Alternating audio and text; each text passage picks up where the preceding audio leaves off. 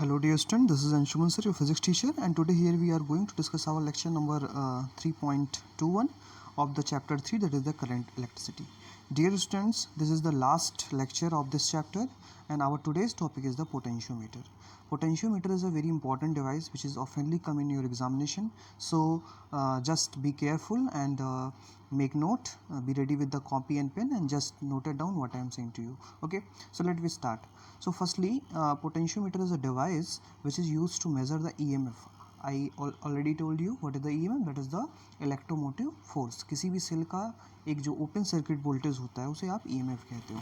तो अगर आपके पास कोई एक सेल है तो उसका आप EMF निकाल सकते हो. आपके पास अगर दो सेल हैं तो आप उनकी EMF को कंपेयर कर सकते हो and you also can measure the internal resistance of the cell. आप उस सेल का इंटरनल रेजिस्टेंस भी फाइंड कर सकते हो. तो बेसिकली इसका एक वाइड एप्लीकेशन है और ये आपके प्रैक्टिकल एग्जाम का भी पार्ट है, इसलिए ये बहुत इंपॉर्टेंट हो जाता है. डिस्टेंट एक बात मैं और आपको बताना चाहूँगा कि आपके एग्जामिनेशन में जो डिवाइसेस हैं वो बहुत इंपॉर्टेंट हैं. आप देखेंगे कि आपके पूरे सिलेबस में बहुत सारे इंपॉर्टेंट डिवाइसेस हैं जो एक बहुत इंपॉर्टेंट पार्ट कवर करते हैं और लगभग 70 मार्क्स में से आपका लगभग 30 to 35 मार्क्स के जो क्वेश्चन हैं वो आपको इन्हीं डिवाइसेस से आ जाते हैं. इसलिए मेरा सजेशन है कि जितने भी इंपॉर्टेंट डिवाइसेस हैं आपके सिलेबस में उसको बहुत अच्छे से आप रीड करें, उसको अच्छे से प्रैक्टिस करें और ख़ासकर जो एक्सपेरिमेंटल वाले डिवाइसेस हैं जो आपके एक्सपेरिमेंट में भी पार्ट बनते हैं वो बहुत इंपॉर्टेंट है. तो आज यही एक जो है इंपॉर्टेंट डिवाइस हम यहाँ पे पढ़ने वाले हैं जिसको हम कहते हैं पोटेंशियोमीटर. नाम से क्लियर है, इससे हम पोटेंशियल को मेजर करेंगे किसी भी सेल के एंड्स पर, राइट. ओके, तो ये किस प्रिंसिपल पे काम करता है? तो बेसिकली ये भी नल डिफ्लेक्शन पे काम करता है. यहाँ पर भी हम मीटर ब्रिज की तरह एक ऐसा पॉइंट डिस्कवर करते हैं जिसको हम नल डिफ्लेक्शन कहते हैं, लेकिन यहाँ पर हमें वोल्टेज को कंपेयर करना होता है. इसलिए जो है हम यहाँ पर इसके प्रिंसिपल को कहते हैं कि लेंथ के क्रॉस जो वोल्टेज का ड्रॉप है, मतलब कि ये पोटेंशियल ग्रेडियंट पे काम करता है, राइट. अगर किसी भी वायर का एरिया नेग्लिजिबल हो और उसमें करंट जो है वो कांस्टेंट फॉर्म में फ्लो हो रही हो पूरे डिवाइस में, तो हम ये कह सकते हैं कि उसका जो पोटेंशियल डिफरेंस होगा वो उसके लेंथ पे डिपेंड करेगा. तो अब मैं इसके स्टेटमेंट को आपको पढ़ के सुना देता हूँ. The principle of potentiometer states that when a constant current pass through a wire, यहाँ पे करंट ऐड कर लीजिएगा, when a constant current is passed through a wire of the uniform cross section, मतलब उसका जो एरिया है वो uniform है, the potential drop across any portion of the wire is directly proportional to the length of the portion. मतलब कि अगर आपके पास कोई एक वायर है और इसका एरिया क्रॉस सेक्शन जो है नेग्लिजिबल है तो इसका जो पोटेंशियल होगा वो उसके लेंथ के क्रॉस सेक्शन पे डिपेंड करेगा कि मतलब इसका लेंथ कितना है. जितना बड़ा आप लेंथ लोगे उसी के अकॉर्डिंग उसका पोटेंशियल ड्रॉप डिपेंड करेगा. ठीक है, आई होप इतनी बात समझ में आ गई होगी. अब इसी को हम थोड़ा सा मैथमेटिकल फॉर्म में देख लेंगे कि ये बात हम जो कह रहे हैं इसकी मैथमेटिकल वैलिडेशन क्या है. तो देखिए, आप जानते हैं ओम्स लॉ से कि V equal to I R होता है और रेजिस्टेंस का फॉर्मूला आपके पास होता है R equal to rho l upon a. ठीक है, अब आप क्या करते हैं, R equal to rho l upon a की वैल्यू आप V equal to I R में रख देते हैं. तो जब आप रखेंगे तो आपके पास ये वैल्यू आ जाएगी. तो जब आपके पास ये वाली वैल्यू मिलेगी और आपने ये एज्यूम कर रखा है कि I, रो और ए ये सभी क्या है, यूनिफॉर्म है, मतलब कि ये सभी क्या हैं, कांस्टेंट हैं. तो अगर ये सब कांस्टेंट हैं तो देखो आई रो अपॉन ए ये कांस्टेंट हो जाएगा और इसके साथ यल मल्टीप्लाई हो जाएगा और इसके अगर आप प्रोपोर्शनलिटी के फॉर्म में लिखते हो तो V is directly proportional to L.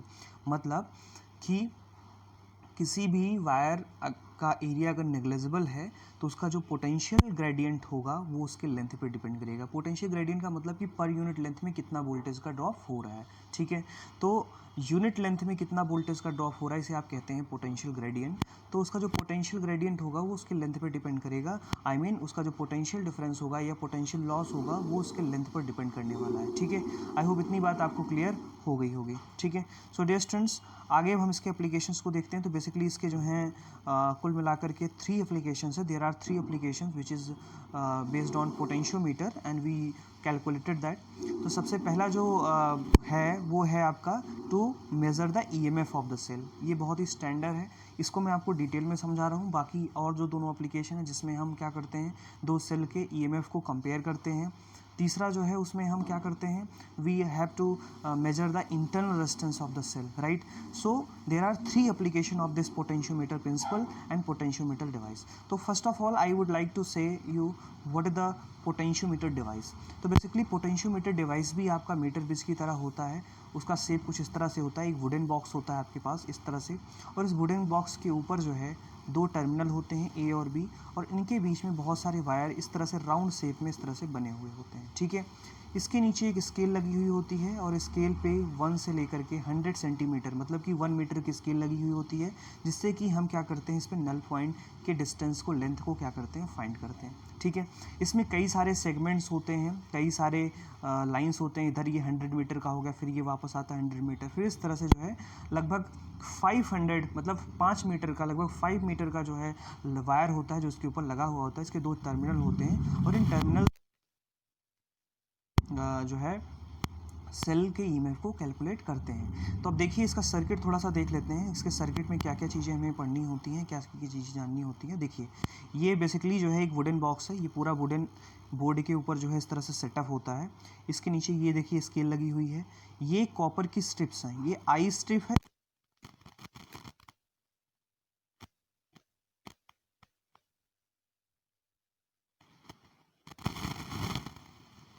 Wire होता है, कॉन्स्टेंटाइन वायर होता है, एलॉय होता है, जिससे कि इसमें हीटिंग इफेक्ट ना प्रोड्यूस हो, इसलिए हम क्या करते हैं यहाँ पर एलॉय का यूज़ करते हैं, कॉन्स्टेंटाइन का यूज़ करते हैं।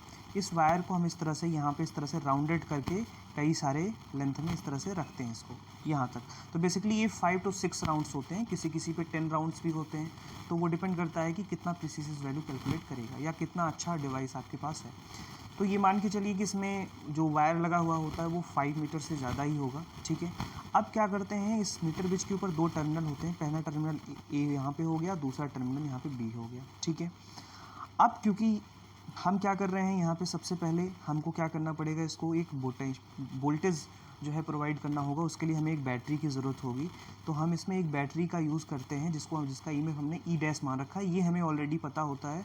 और ये जो ई डैश होता है इसको हम कहते हैं ड्राइव इन बैटरी। क्या कहते हैं, ड्राइव इन बैटरी। ड्राइव इन बैटरी का कहने का मतलब क्या है कि इस पूरे जो है सर्किट में ये जो पूरा आपका पोटेंशियोमीटर है, इसमें ये करंट प्रोवाइड करेगा। इसके साथ हमने एक अमीटर लगा रखा है, और यहाँ पे एक सीरीज में रिहोस्टेट लगा रखा है। रिहोस्टेट को कम ज़्यादा करके हम इसके करंट को कांस्टेंट बना सकते हैं, ठीक है। तो बेसिकली रिहोस्टेट का पर्पज़ यहाँ पे ये है कि इस पूरे सर्किट में करंट को कांस्टेंट बनाना, क्योंकि करंट कांस्टेंट होगी तभी पोटेंशियल ड्रॉप लेंथ पे डिपेंड करेगा, ठीक है। मैग्नीन होता है, ये बहुत ही थिन होता है, इसलिए इसका एरिया लगभग नेग्लिजिबल होता है लेंथ के कंपैरिजन में। इसलिए जो है हम यहाँ पे एरिया को नेग्लिजिबल मान लेते हैं, क्योंकि एक ही वायर है इसलिए इसका जो है रेसिस्टिविटी भी सेम होगा। तो पोटेंशियल ड्रॉप डायरेक्टली किस पे डिपेंड कर जाएगा, आपका जो है लेंथ पे डिपेंड करेगा, ठीक है। आई होप इतनी बात मेरी समझ में आ गई होगी। यहाँ पे एक स्विच लगा देते हैं ऑन ऑफ करने के लिए। तो ये पूरा कंस्ट्रक्शन है। अब अगला स्टेप जो होता है उसमें हमें जिस बैटरी का ईएमएफ कैलकुलेट करना होता है, ये देखिए इस बैटरी का ईएमएफ हमें कैलकुलेट करना है। तो इस टर्मिनल ए से हम क्या करते हैं, निकालते हैं वायर, और इसको जिस बैटरी का ईएमएफ आपको निकालना है उसके पॉजिटिव टर्मिनल से जोड़ देते हैं, और उसके नेगेटिव टर्मिनल को एक गैल्वेनोमीटर के साथ जोड़ देते हैं, जो कि हमें नल डिफ्लेक्शन शो करेगा। और उसके साथ हम एक जॉकी को क्या कर लेते हैं, ऐड कर लेते हैं। यहाँ से स्विच को ऑन करने के बाद हम क्या करते हैं, इस जॉकी को इस वायर के ऊपर स्लाइड करते हैं, और स्लाइड करते ही जैसे ही हमें वो पॉइंट मिलता है जहाँ पर इस गैल्वेनोमीटर का करंट जीरो हो जाए, वो कहलाता है बैलेंसिंग लेंथ। वो क्या कहलाता है, बैलेंसिंग लेंथ। तो हमारे पास पता चल गया is directly proportional to L, ठीक है। इस तरह से हम निकाल सकते हैं। तो हम इस मीटर स्केल की हेल्प से मेज़र कर सकते हैं। जैसे इस केस में अगर हम देखें तो इधर से कितना हो गया, इधर से ये 100 हो गया, फिर इधर 100 200 हो गया, और इधर से गया, मान लीजिए बीच में आ रहा है, तो 250 के लगभग जो है ये आपका जॉकी शो कर रहा है। तो एल की वैल्यू कितनी हो जाएगी, 250 सेंटीमीटर, ठीक है। तो ये आई होप ये छोटा सा एक्सप्लेनेशन इस सर्किट का आपके समझ में आया होगा, ठीक है। अब आगे देखते हैं कि इसके क्या क्या प्रोसेस हैं। डिटेल में थोड़ा सा हमने पॉइंट्स को लिखा है, जो पॉइंट्स अभी मैंने आपको समझाए उन्हीं पॉइंट्स को मैंने डिटेल में लिखा है, उसको आप देखिए। ओके, अब इसके कंस्ट्रक्शन को देखते हैं। देखिए इसमें क्या क्या चीज़ें इन्वॉल्व होती हैं। सबसे पहले, to measure the EMF of an unknown cell, firstly potentiometer wire is collaborated with using the standard cadmium cell of the fairly long time of EMF 1.018 volt, ठीक है। तो यहाँ पे क्या करते हैं हम, ध्यान से समझिएगा। सबसे पहले हम क्या करते हैं, अगर हमें जो है, ध्यान से समझिए इस बात को, अगर हमें जो है किसी सेल का ईएमएफ कैलकुलेट करना है, तो सबसे पहले हमें ये पता होना चाहिए कि जो आपके पास पोटेंशियोमीटर वायर है उसकी यूनिट लेंथ में कितना पोटेंशियल का ड्रॉप हो रहा है। इसके लिए हम क्या करते हैं, सबसे पहले हम एक स्टैंडर्ड कैडमियम का क्या लेते हैं, सेल लेते हैं, कैडमियम सेल लेते हैं और मान लेते हैं कि उसका वोल्टेज कितना था। Let us consider that this voltage is 1.018 volt. हमने ये मान लिया अपने तरीके से। सबसे पहले हम उसके जो अगर आपको ईएमएफ कैलकुलेट करना है तो सबसे पहले पोटेंशियोमीटर का जो वायर है उसके पर यूनिट लेंथ में कितना पोटेंशियल का ड्रॉप हो रहा है ये हमें पता होना चाहिए, मतलब कि पोटेंशियल ग्रेडियंट हमें पता होना चाहिए, तभी हम किसी अननोन सेल का ईएमएफ निकाल सकते हैं। तो सबसे पहला प्रोसेस क्या है, आप एक कैडमियम का सेल लीजिए, सबसे पहला प्रोसेस, और उसका वोल्टेज नोन होना चाहिए, आपको वो पता होगा, और उसको लगा करके सबसे पहले आप उसका पर यूनिट लेंथ में आप उसकी वोल्टेज की ड्रॉप को निकालेंगे। दूसरे स्टेप में आप क्या करते हैं, पॉजिटिव पोल को आप क्या करते हैं, अभी मैंने आपको बताया कि पोटेंशियोमीटर के ए टर्मिनल मतलब पॉजिटिव टर्मिनल से जोड़ते हैं और नेगेटिव वालों को आप जॉकी से जोड़ देते हैं, है ना। मतलब बैटरी का एक सिरा जिसका आप जो कैडमियम बैटरी आपने ली है जिसका ईएमएफ आपको पता है, उसका एक सिरा जो है आप टर्मिनल ए से जोड़ते हैं और दूसरा सिरा जो है आप जॉकी से जोड़ देते हैं। उसके बाद आप क्या करते हैं, एक ऑक्सिलरी बैटरी लेते हैं। ऑक्सिलरी बैटरी का मतलब मैंने जो उसको आपको ड्राइव इन बैटरी बताया, यहाँ पे ऑक्सिलरी बैटरी का मतलब क्या हुआ, एक ड्राइव इन बैटरी जो उस पोटेंशियोमीटर में क्या करेगा, जो है पूरे करंट को, कांस्टेंट करंट को प्रोवाइड करेगा। और ध्यान रखना है कि जो ऑक्सिलरी बैटरी हो उसका जो ईएमएफ हो वो कैडमियम मतलब जिसका आपको निकालना है उससे ज़्यादा हो, ठीक है, ये आपको एश्योर रखना है। इसके बाद क्या करते हैं, आप की को ऑन करते हैं और बैलेंसिंग लेंथ फाइंड करते हैं। तो ये तो पहला प्रोसेस हो गया, ठीक है। अब क्या करते हैं, तो सबसे पहला जो होता है वर्किंग कैसे इस पे मेजरमेंट लेते हैं। तो मेजरमेंट निकालने का तरीका क्या है कि आप जॉकी को मूव करिए और वो पॉइंट खोजिए जहाँ पर डिफ्लेक्शन क्या हो गया, 0 हो गया। तो मान लेते हैं वो पॉइंट कितना है, वो लेंथ कितनी है, 203.6 सेंटीमीटर, ठीक है। मैं इसको एग्जांपल के थ्रू समझा रहा हूँ, जब आप लैब में जाकर के इसको परफॉर्म करेंगे तो और भी अच्छे से आपके समझ में आ जाएगा। तो ये बैलेंसिंग लेंथ आपको कितनी मिल गई, 203.6 सेंटीमीटर, ठीक है, ये मिल गया। अब क्या करते हैं, आप पोटेंशियल ग्रेडियंट फाइंड करते हैं। पोटेंशियल ग्रेडियंट का मतलब हुआ कि यूनिट लेंथ में कितना पोटेंशियल चेंज हो रहा है, मतलब यूनिट लेंथ अगर आप जॉकी को इधर ले जाएं तो कितना पोटेंशियल में चेंज आ रहा है, इसको हम कहते हैं dV/dL। तो dV की वैल्यू आपने कितनी रखी, 1.018 वोल्ट, अभी आपको पता है कैडमियम की बैटरी आपने यूज़ की थी। दूसरा आपने क्या किया, उसकी जो लेंथ आपको बैलेंसिंग लेंथ मिली वो 203/6 सेंटीमीटर मिला। अब इसको मीटर में कन्वर्ट करिए और फिर इसको डिवाइड कर दीजिए, जो आपके पास वैल्यू आएगी वो आएगी 5 × 10⁻³ वोल्ट पर सेंटीमीटर। इसका मतलब क्या है कि पर सेंटीमीटर में, है ना, पर सेंटीमीटर में, आई थिंक ये मीटर होना चाहिए, ठीक है, या सेंटीमीटर, चलिए सेंटीमीटर मान लेते हैं, इसको आप सॉल्व कर लीजिएगा क्या है ये। तो पर सेंटीमीटर में 5 × 10⁻³ वोल्टेज क्या हो जा रहा है, लॉस हो जा रहा है, ठीक है। इसका मतलब हमें यूनिट लेंथ में ये पता चल गया कि कितना पोटेंशियल लॉस हो रहा है। तो सबसे पहला काम तो आपको उस पोटेंशियोमीटर, जो भी पोटेंशियोमीटर आपको दिया गया, अलग अलग हो सकते हैं, जिसमें लेंथ ज़्यादा होगी उसमें हो सकता है अलग हो पोटेंशियल ग्रेडियंट। तो सबसे पहला कोई भी आपको दिया गया है तो इसमें एक नॉन बैटरी लेंगे और उसका आप क्या करेंगे, पोटेंशियल ग्रेडियंट फाइंड कर लेंगे। अब आपका टास्क है कि आप किस तरह से जो है उस अननोन बैटरी का जिसको आपका निकालना है उसको कैसे निकालेंगे। तो आप क्या करना है, उस कैडमियम बैटरी को हटाइए और उसकी जगह पे उस नॉन वाली बैटरी को लगा दीजिए। अब उस नॉन बैटरी को आप लगाएंगे, रिप्लेस कर देंगे। Now replace the standard cell by unknown cell of the EMF-E। अब जिस सेल का आपको निकालना है, ड्राइव इन बैटरी तो वही रहेगी, बस आपको वो कैडमियम वाली बैटरी को हटा देना है, उसकी जगह पर क्या करना है, एक अननोन जिसका आपको निकालना है उस वाली सेल को क्या करना है, वैसे ही ऐड कर देना जैसे आपने कैडमियम वाले को ऐड किया था। उसके बाद क्या करना है, आपको बैलेंस पॉइंट फाइंड कर लेना है। अब जब आपके पास बैलेंस पॉइंट फाइंड कर लिया, मिल गया, तो अब आपको पता है कि यूनिट लेंथ में कितना पोटेंशियल का ड्रॉप हो रहा है, मतलब आपको पोटेंशियल ग्रेडियंट पता है।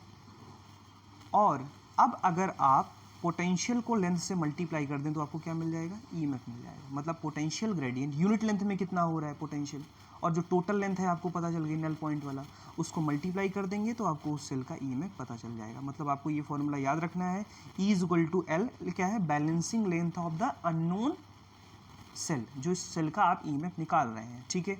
उसको फिर आप क्या करेंगे, पोटेंशियल ग्रेडियंट के साथ मल्टीप्लाई कर देंगे, जिसको आपने कैडमियम की हेल्प से निकाला था। एक बार आप इसको निकाल लेंगे, फिर से आपको निकालने की ज़रूरत नहीं होगी, आप उसको नोट कर लेंगे, आप जितनी भी कैलकुलेशन करेंगे उसमें ये वैल्यूज़ को रखते चले जाएंगे, ठीक है। तो आई होप ये बात आपके समझ में आ गई होगी कि हम किस तरह से जो है EMF को कैलकुलेट करते हैं, और ये एक बहुत इंपॉर्टेंट पार्ट हो जाता है, ठीक है। इसको समझने के लिए, इसलिए इसको आप बहुत ध्यान से समझिए और मैंने जो बातें बताई हैं उसको अच्छे से नोट कर लीजिए, ठीक है। अब हम अगला एप्लीकेशन देखेंगे जिसमें हम क्या करेंगे, दो ईएमएफ को क्या करेंगे, कंपेयर करेंगे, ठीक है। So let we see that. Okay students, अब हम लोग जो है सेकेंड एप्लीकेशन देखते हैं जिसमें हम क्या करने वाले हैं, दो सेल को कंपेयर करने वाले हैं। तो बिल्कुल सा सर्किट हमारा वैसे ही रहने वाला है, लेकिन इसमें हम क्या करते हैं, थोड़ा सा सर्किट में चेंज करते हैं। ये ध्यान देने वाली बात है, यहाँ से हम क्या करते हैं, दो वायर निकालते हैं। जो टर्मिनल एक, अभी पहले वाले एप्लीकेशन में आपने देखा था कि वहाँ से हमने एक वायर निकाला था, लेकिन यहाँ पे हम क्या करते हैं, कंपेयर करते वक्त हम क्या करते हैं, यहाँ से दो वायर निकालते हैं। एक में हम फर्स्ट वाला सेल लगाते हैं, दूसरे में हम सेकंड वाला सेल लगाते हैं। इसके बाद यहाँ पे टू वे की लगाते हैं। टू वे की के साथ हम क्या करते हैं, ये गैल्वोमीटर और उसके साथ एक रेजिस्टेंस बॉक्स हम ऐड कर लेते हैं ताकि ज़्यादा करंट ना जा पाए, ठीक है, नहीं तो आपका जॉकी हीट हो जाएगा और प्रॉब्लम होगी। और यहाँ पे हम एक रेजिस्टेंस बॉक्स लगा लेते हैं और इसको हम जो है फिर यहाँ पे, तो सबसे पहले हम क्या करते हैं, इन दोनों को कनेक्ट करते हैं, ठीक है, ध्यान से समझिएगा। इसको हमने कनेक्ट कर दिया, इसको जब हम कनेक्ट करेंगे तो हमें क्या पता चल जाएगा, हमें पता चल जाएगा कि बैलेंसिंग लाइन पहले वाले के लिए, उसको हमने L1 मान लिया। दूसरे स्टेप में हम क्या करते हैं, हम इसको हटाते हैं और इन दोनों को कनेक्ट कर देते हैं। जब इन दोनों को हम कनेक्ट कर देंगे तो इसके लिए हम बैलेंसिंग लेंथ फाइंड कर लेंगे। तो E1 के लिए यहाँ पे E2 होगा, यहाँ पे मैंने E1 लिखा है, तो E2 के लिए जो बैलेंसिंग लेंथ आएगी वो L2 हो जाएगी, और E1 के लिए जो बैलेंसिंग लेंथ आएगी वो आपका L1 हो जाएगा, ठीक है। तो E2 के लिए L2 हो जाएगी और E1 के लिए L1 हो जाएगा, ठीक है। अब आगे देखते हैं। अब आपको ये पता चल गया है कि ये मान लेते हैं हम कि X जो है it is the resistance per unit length, ठीक है, रेजिस्टेंस पर यूनिट। इसको निकालने का तरीका क्या है, X को निकालने का तरीका क्या है, तो X इज इक्वल टू है आपका R/L, ठीक है। तो अगर आपको R निकालना है तो क्या करेंगे, X इंटू L से मल्टीप्लाई कर देंगे, ठीक है। तो यूनिट लेंथ को आप X से मल्टीप्लाई, ये निकालने का तरीका है, ठीक है। अब आपको करंट पता है, आपने कितना वोल्टेज लगाया ये आपको पता है, तो आप इसके रेजिस्टेंस को भी क्या कर सकते हैं, फाइंड कर सकते हैं, ठीक है। उसके बाद इसके लेंथ से डिवाइड कर देंगे तो रेजिस्टेंस पर यूनिट लेंथ पता चल जाएगा आपको। तो देखिए यहाँ से X को हमने मान लिया रेजिस्टेंस पर यूनिट लेंथ, और फिर हमने इसको क्या किया, पोटेंशियोमीटर का है, X है, ध्यान रखने वाली बात है, ठीक है। इसके बाद अब देखिए यहाँ पे आप जानते हैं कि V इज इक्वल टू होता है IR, तो यहाँ पे E1 EMF निकाल रहे हैं, तो E is equal to IR, R की जगह पे क्या लिखोगे आप, X जो है वो क्या है, यूनिट लेंथ का रेजिस्टेंस है, और L1 जो है बैलेंसिंग लेंथ है, तो L1 में कितना रेजिस्टेंस हो जाएगा, X इंटू L1, ठीक है। इसी तरीके से अगर आप E2 के लिए निकालोगे तो X इंटू L2 हो जाएगा। ये बात आई होप समझ में आया होगा आपकी, ठीक है, क्योंकि रेजिस्टेंस निकालने। तो यहाँ पर हमने क्या किया, ये वैल्यू इस तरह से रख दी, E1 is equal to XL1I equation number 1, और E2 is equal to XL2I equation number 2 हो गया। अब इन दोनों इक्वेशंस को आप डिवाइड कर दीजिए, तो ये आपके पास आ गया E1/E2 is equal to L1/L2। मतलब आपको अगर L1 और L2 पता है तो आप ये बता सकते हो कि E1 E2 से कितना बड़ा है या कितना छोटा है। तो इस तरह से आप सेल को क्या कर सकते हैं, कंपेयर कर सकते हैं। This is very important. यहाँ पे ध्यान रखने वाली बात है कि X जो है वो क्या है, रेजिस्टेंस पर यूनिट लेंथ है, मतलब यूनिट लेंथ में कितना रेजिस्टेंस उस वायर में है, ठीक है। तो इसको निकालने का तरीका है, कांस्टेंट करंट I आप फ्लो कर रहे हो, वोल्टेज आप कांस्टेंट प्रोवाइड कर रहे हो, ठीक है, तो V और I आपको पता है, तो R भी आप क्या कर सकते हो, निकाल सकते हो, ठीक है, यूनिट। अब उसको यूनिट लेंथ से डिवाइड कर दोगे तो रेजिस्टेंस पर यूनिट लेंथ पता चल जाएगा, ठीक है। इस तरह से हम क्या करते हैं, कंपेयर करते हैं। तो ये दो एप्लीकेशन हो गए। थर्ड एप्लीकेशन देखते हैं। ये एप्लीकेशन काफ़ी इंपॉर्टेंट है। इसमें हम क्या करते हैं, इंटरनल रेजिस्टेंस को फाइंड करते हैं। पोटेंशियोमीटर एग्जैक्ट, बहुत ही एग्जैक्ट जो है इंटरनल रेजिस्टेंस फाइंड करके हमें बता देता है। तो इसमें सारी सर्किट वैसे ही रहेगी जैसे हमने पहले लिया था, ड्राइव इन बैटरी होगी, मीटर होगा, की होगा, ये सब होगा, और ये सारी चीज़ें इस तरह से होंगी। यहाँ टर्मिनल A से आपको क्या करना है, उस सेल को जोड़ देना है, ठीक है, सेल को जोड़ना है, और सेल के साथ आपको गैल्वोमीटर, ठीक है, सेल के साथ गैल्वोमीटर और उसके साथ एक रेजिस्टेंस बॉक्स, हाई रेजिस्टेंस लगाएंगे, और उसके साथ क्या करेंगे, जॉकी से जोड़ देंगे। तो और इसमें एक थोड़ा सा चेंज करते हैं, इस सेल के क्रॉस हम क्या करते हैं, इस सेल के क्रॉस हम जो है एक हाई जो है एक लो रेजिस्टेंस यूज़ करते हैं, जिसे हम कहते हैं शंट रेजिस्टेंस, ठीक है। अब शंट रेजिस्टेंस जब इसमें आप यूज़ करते हो तो सबसे पहला काम आप क्या करोगे, देखो यहाँ बीच में की लगी हुई है, तो सबसे पहले इस की को हम ऑफ करके रखते हैं, और इस E1 E के लिए हम क्या करते हैं, बैलेंसिंग लेंथ फाइंड करते हैं। तो अगर E के क्रॉस आप बैलेंसिंग लेंथ फाइंड करते हो तो आपके पास क्या मिल जाता है, आपके पास मिल जाता है E is equal to XL1 into I। ये आपको पता है, X is the resistance per unit length, और L1 आपको पता चल गया और I हो गया। लेकिन जब आप इसको ऐड कर दोगे, ध्यान से समझना, जब आप इसको ऐड कर दोगे तो यहाँ पर कुछ करंट इधर से भी होके जाएगी और इस शंट रेजिस्टेंस, शंट का मतलब लो रेजिस्टेंस, ठीक है, इसके क्रॉस कुछ वोल्टेज का ड्रॉप होगा, तो वहाँ पे पोटेंशियल वी आप यूज़ करोगे। देखो ईएमएफ के लिए आप क्या करते हो, ये मैक्सिमम पोटेंशियल होता है, जबकि वी क्या होता है, ड्रॉप होता है किसी रेजिस्टेंस के क्रॉस। तो अब यहाँ पे जो आपने शंट रेजिस्टेंस लगाया है, इसके क्रॉस जो पोटेंशियल का ड्रॉप हुआ उसको आपने क्या मान लिया, वी मान लिया। इसके लिए जब आपने बैलेंसिंग लेंथ फाइंड करी तो आपको L2 मिला, तो यक्स L2 इंटू आई, ठीक है। आई होप इतनी बात आपके समझ में आ गई होगी। अब मैं अगर इन दोनों को डिवाइड कर देता हूँ तो मेरे पास E upon V equal to L1 upon L2, मतलब E अपॉन वी की वैल्यू मुझे मिल गई L1 अपॉन L2, ठीक है। तो इस तरह से ये वैल्यू मेरे समझ में आ जाती है। अब आपने इंटरनल रेजिस्टेंस का जब मैं आपको टॉपिक पढ़ा रहा था तो उसमें मैंने आपको बताया था कि जो है जो रेजिस्टेंस, इंटरनल रेजिस्टेंस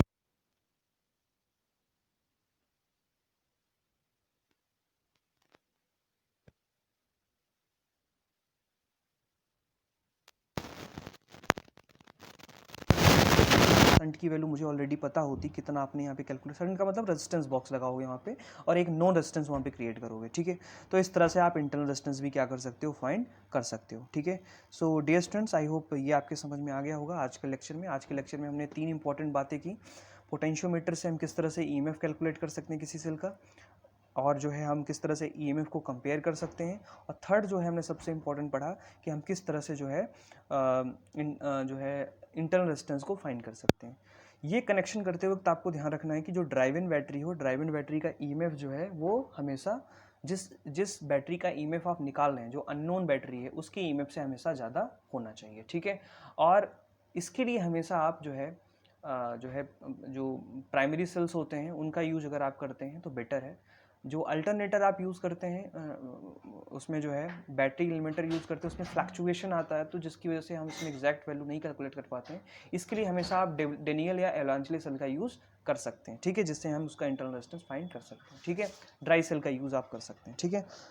ड्राइव इन बैटरी के लिए आप ड्राई सेल यूज़ कर सकते हैं, और जिनका आप इंटरनल रेजिस्टेंस फाइंड आपको करना है या ईएमएफ कंपेयर करना है, उसके लिए आप एलांचले या डेनियल सेल यूज़ कर सकते हैं, जिसको आपने केमिस्ट्री में पढ़ा होगा, ठीक है। तो आज के लिए इतना ही। आप पढ़ते रहिए, अपने टाइम को यूटिलाइज़ करते रहिए अच्छे से, है ना। स्वस्थ रहिए, मस्त रहिए। Thank you so much.